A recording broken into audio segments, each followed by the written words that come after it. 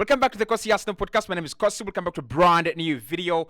Arsenal are set to spend over 200 million in the summer, with Kroenke still willing to back Mikel Arteta all the way. Arsenal are focusing on a striker, according to David Onstein. And on this podcast, we're going to be diving into how Arsenal should spend the 200 million, but also, most importantly, why I think this is the right step by Kroenke. This is what he has to do. And for me, regardless of what happens from now, Kroenke has done a very good job so far with backing Mikel Arteta and Edu. Now, over a year ago, I shot this video. We put out this video on the channel, and it was about Kroenke willing to back Mikel Arteta to bring in one of the best quality midfielders in the English Premier League, and that was Declan Rice. And at the time, it seemed like a story that was concocted. I didn't believe it, and I think many of you didn't believe it as well. But you wanted Declan Rice, and I wanted Declan Rice, and so many people out there really wanted Declan Rice.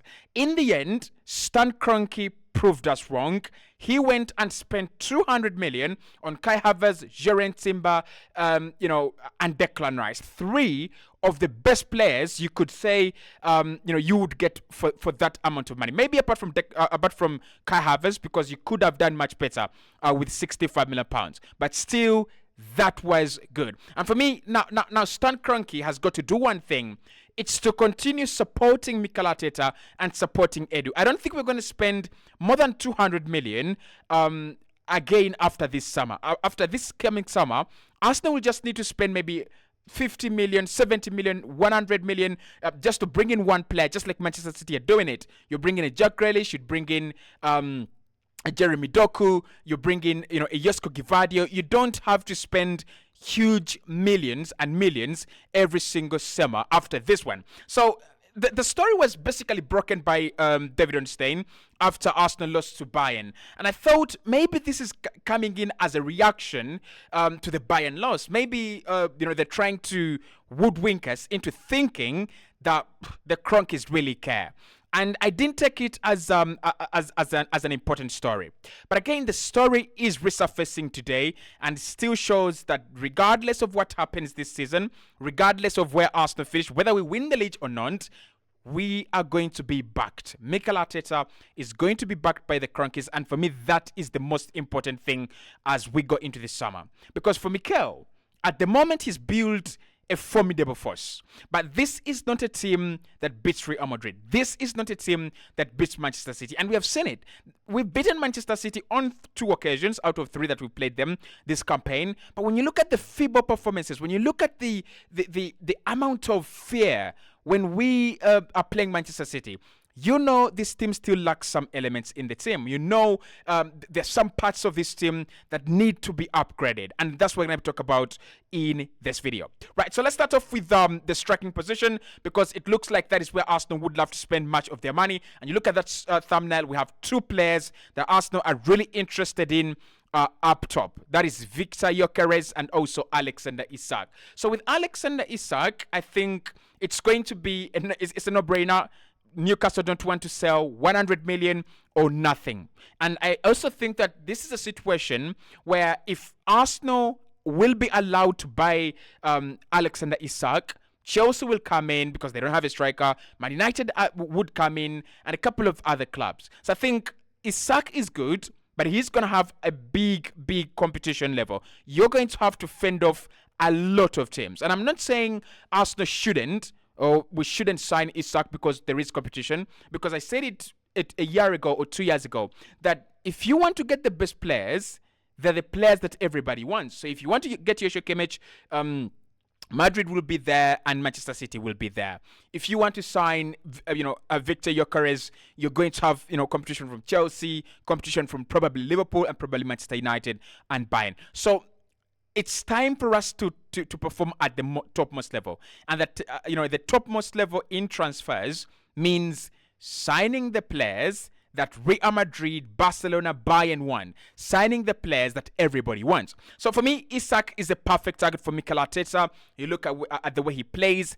His pressing is something that I'm not really convinced about, and not really because he's not good, but also I've not given it enough time. So I want to get 2-3 games and watch Alexander Isak's press. But also the way Eddie Howe sets up could be a factor. If he gets into this Arsenal side, he's a really hard-working player. He's got that emotional appeal to him. I think he can make the crowd go wow. But I also think he is a clinical striker, and that's what Arsenal are looking for. We're looking for a goal getter. We're looking for a guy that can supplement Kai Havertz's 11 goals and Martin Odegaard's 11 and maybe Bukayo Saka's 15, 16 goals. So for Alexander Isak, would I spend 100 million? Maybe not.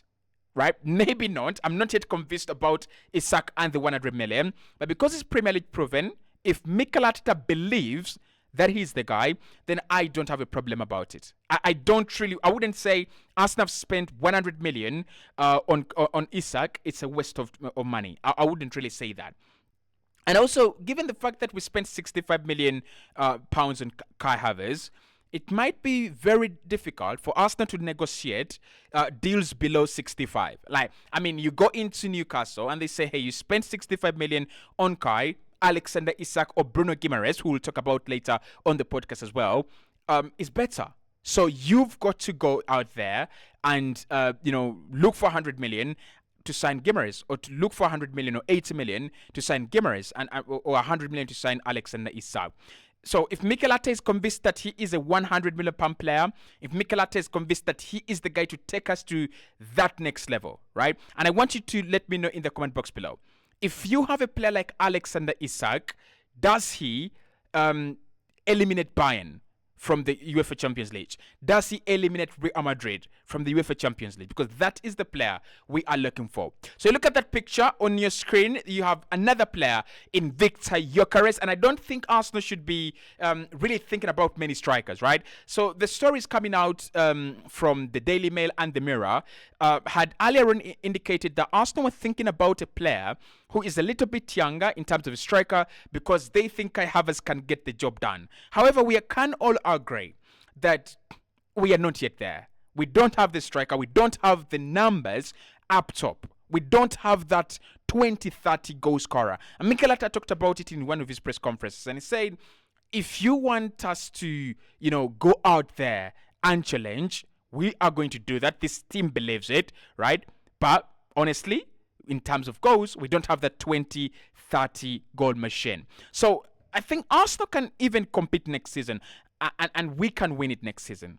But having a striker is going to make it much easier. Having a striker is going to make it softer. Like Manchester City did a cheat code. They activated a cheat code in Erling Haaland last campaign. And look at them this campaign. Haaland has not scored more than 25 goals in the Premier League, but they are still leading the Premier League table mathematically, and they are still in it all the way till the last day.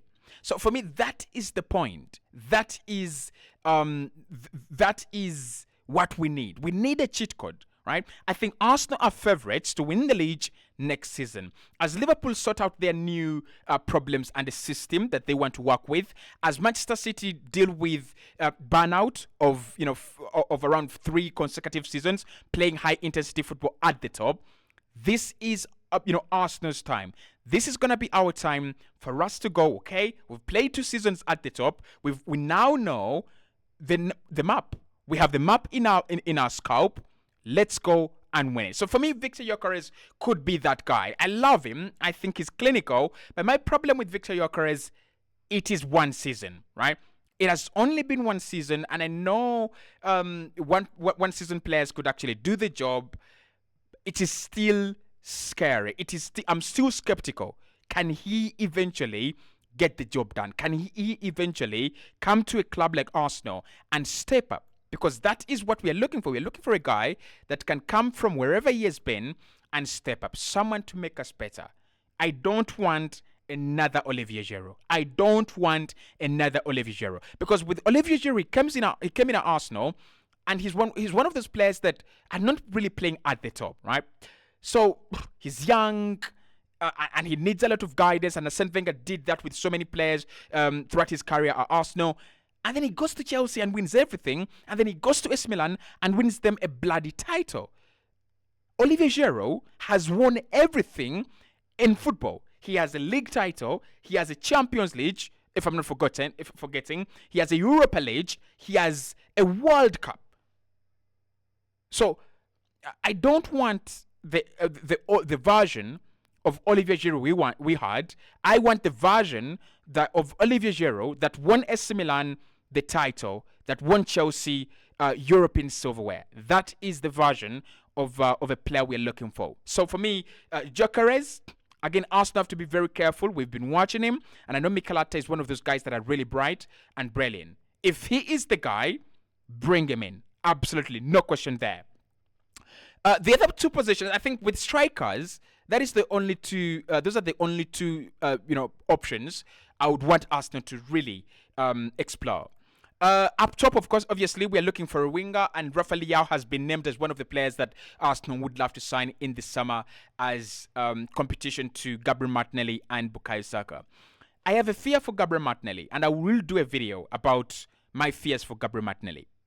But when it comes to who should Arsenal go for in the window as a winger, I think these are the three qualities. They must be quick, they must be able to beat a man, and they must be able to score lots of goals. And I've said this before and I'll say it again.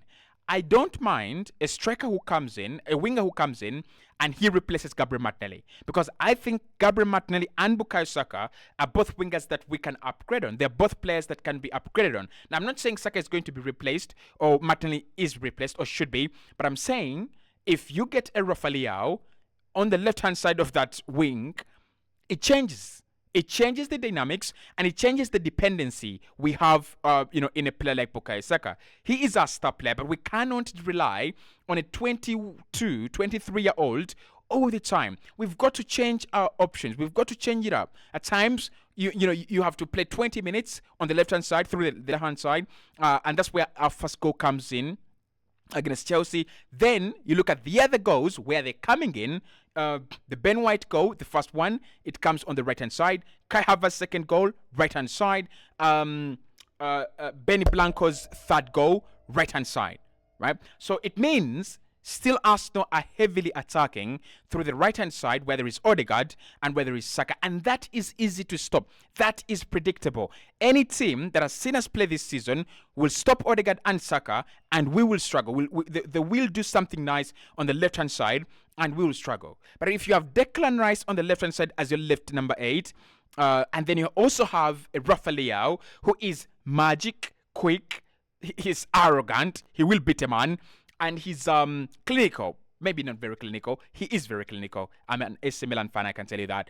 And I watch a lot of AC Milan games. And for me, the more I watch him, the more I realize he is a 100 million pound signing. He's a 100 million player. And these are the wingers that I think Man City will be signing, in a space of time not very far away. I think they will go and try to sign Rafa Leao.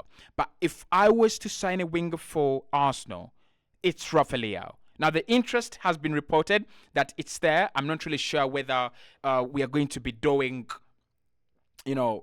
the good stuff and signing him.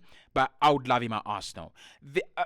Pedro Neto has also been talked about as a player, Karu Mitoma as well. But I think Rafa Leao, for me, he comes in, he changes our attack. If Mikel Arteta doesn't want an out-and-out number 9, go out and sign a winger that scores lots of goals.